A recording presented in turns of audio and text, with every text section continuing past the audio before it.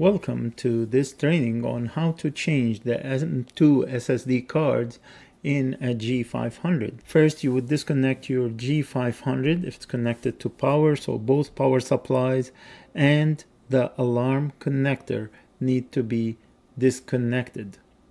Okay, then you can disconnect the rest of the connectors, like your network connectors, any connector to the back of the G500, and any USB connectors.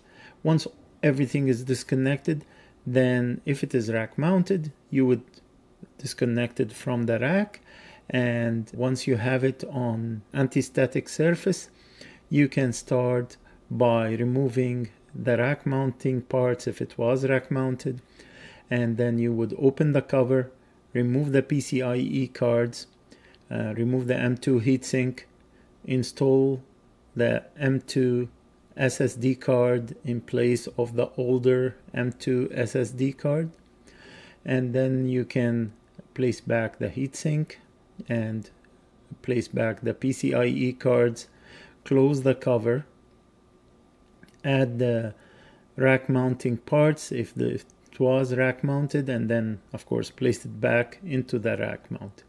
It's highly recommended that you remove the SFP connectors if for any reason you want to tilt it on the back of the G500 for any reason, and connect the SFP connectors just before connecting it back to the rack.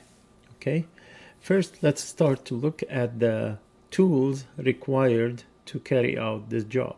You will need the G500, the replacement M2 SSD card, a Phillips head screwdriver, an anti-static ESD rest strap, and an anti-static ESD mat, and of course the G500 instruction manual 9940152.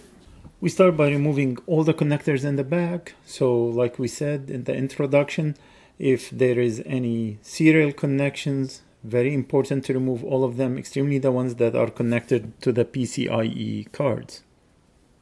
Next, we disconnect the rack mounting part that's on the left side, and to remove it, there is basically 2 screws in the back of the left mounted side and 7 screws on the front of that side. So we remove the 2 and then in the back, and then we start by removing the 3 main one at the front. Once we remove the 3 main connectors at the front of the rack mount side, left side, we start by removing the 2 top screws that are connecting the top rack mount part to the left side of the rack mount, and then we remove the bottom 2 screws that would connect the bottom part to the rack mount part. Once we remove all the screws on the left side of the rack mount, now we're ready to basically disconnect the left side and place it safely away from the G500. We hold the top rack mount, and from the right side we start to take the 2 screws that are holding it, we remove it. Okay, and like we did in the right hand side, to remove the rack mount part, we remove the left rack mount part, then we remove the bottom rack mount, and that's it. There is no more rack mount parts connected to our G500. Now we will demo the removal of the screws that are holding the cover to the G500. Also, the cover is held with the middle screws to the PCIe cards, and those are very important to be loosened prior to removing the cover to the G500. Okay, so we have removed the top 4 screws, And now we will take out the side screws from the left hand side. Okay, after loosening the middle screw that is connected to the PCIe card. As you can see, we have removed all screws that are connected to the G500 cover, and the middle screws that are connected to the PCIe cards are all loose. Now we pull it back and we remove the cover. So you pull it up, and you would remove the cover. We can see the PCIe card. We remove the screw that's holding this single PCIe card. Of course, if you have like 3 PCIe cards, you would remove all of them, and note down the placement of them so that you place it back the way they were removed. Okay, we place the PCIe card safely. Next, we loosen the screws that are holding the heatsink, and we remove the heatsink of the M2 SSD card.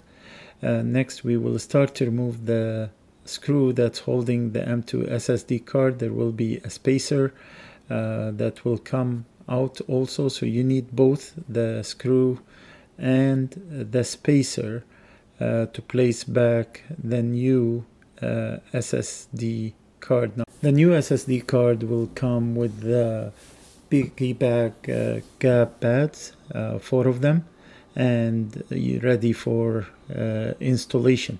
Okay, so we are going to place it back and take the screw and the spacer and place the SD card in between the spacer and the screw. So first I would put the spacer, position it in place, and then push on one of the pads while placing the screw on the SSD card. Okay, and make sure the SSD card doesn't get bent during the process, so don't over torque the screw. You don't want to over torque it so that you don't bend the SSD card or the board under the SSD card. Now that the SSD card is in place, we can start to place the heatsink back. We position it on the 4 screws and then slide it down. You have to make sure it is in the right place before tightening the screws. Okay, we tighten all 4 screws.